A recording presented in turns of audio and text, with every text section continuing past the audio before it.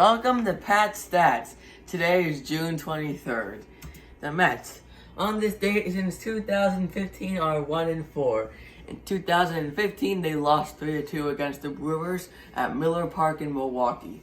Curtis Granderson hit a home run for the Mets, but it was a close game. John Neese pitched for the Mets. He allowed 2 runs in 6 innings. Not a bad start, but the Brewers just edged out the Mets. In 2016, they also lost a 1-run game, 4-3, against the Braves at Turner Field in Atlanta. It was, again, a close game. Matt Harvey started for the Mets, and he also allowed 2 runs in 6 innings, but the Mets gave up a 3-2 lead in the 8th inning on a home run by the Braves, and they lost the game. In 2017, though, the Mets pounded out 20 hits against the San Francisco Giants to win 11-4. Seth Lugo pitched for the Mets. He allowed 4 runs in 5 2/3, but the story of the day was for the Mets offense. Again, the 20 hits, Yoenis Cespedes and Lucas Duda both hit home runs. It was a good offensive day for the Mets. In 2018, they lost 8-3. It was not a great game. Jacob deGrom, 2 runs in 6 innings. It was 2 runs, a few runs in like 5 or 6 innings. It wasn't a big start for deGrom. It was pretty good, but not the best. And the only home run the Mets hit was Jose Bautista.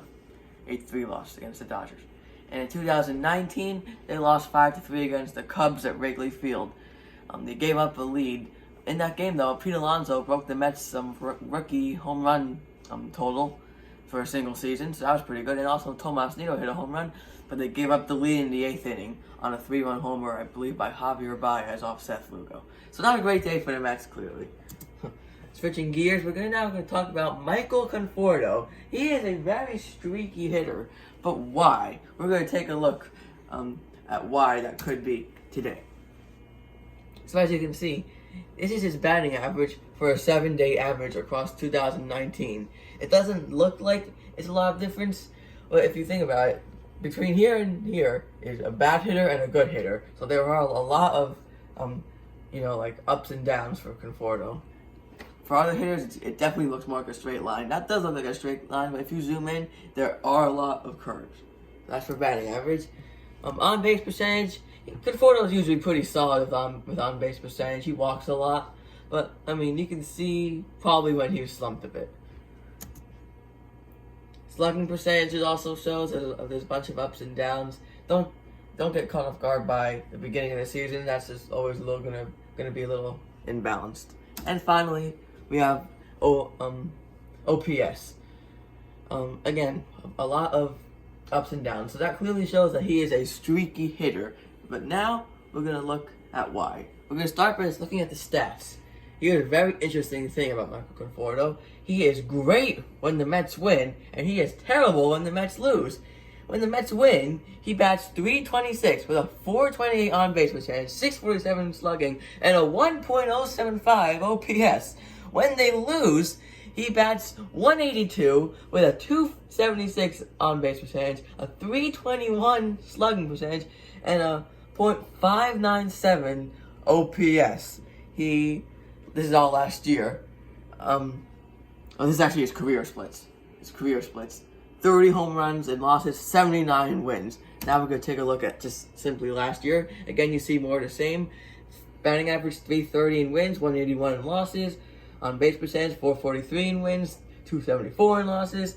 Slugging, .642 in wins and .274 in losses. And on base percentage, 1.084 in wins and .614 in losses. So you can easily see, for some reason, he is very good in Mets wins and very bad in Mets losses. And we're going to take a look at potentially why.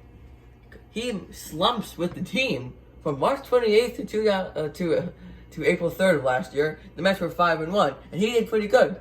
He did not hit any home runs or RBIs, but he had a .360 batting average with a .429 on base. Pretty good stretch. This was the Mets' first 2 series of the year, so he got off to a good start. But then you get from June 23rd to June 29th when the Mets were 0-7, and he bats a whopping .160 with some stats that you don't like to see. So, again, now from July 25th to August 10th, the Mets are 14-1 in this date range, and you can see his numbers are good. .345 batting average, .455 on base, .764 slugging, and a 1.218 OPS, 7 home runs and 15 RBIs in this stretch. But then again, okay, that's about. So then we look at some possible explanations. With 2 outs, with runners in scoring position, he is lower than his own average. Not good, but certainly not great. But again, not the worst. But this can't explain why. I thought this was going to be it. You know, runners in scoring position have to be high leverage situations, and I feel like at some point it has to even out. But this is not really the explanation that we're looking for. Speaking of leverage situations, in high leverage situations, he has a .236 batting average, similar to the runners in scoring position stats. Medium leverage and low leverage are pretty similar, I would say. Yeah, they basically are. But again, this doesn't really explain for the wins and the losses.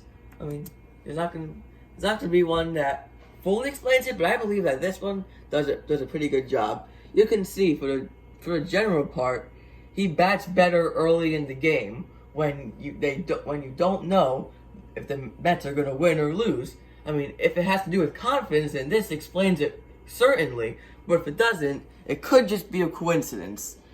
As you can see, 8th and 9th innings are not great, and usually that's when the Mets are either gonna lose the game.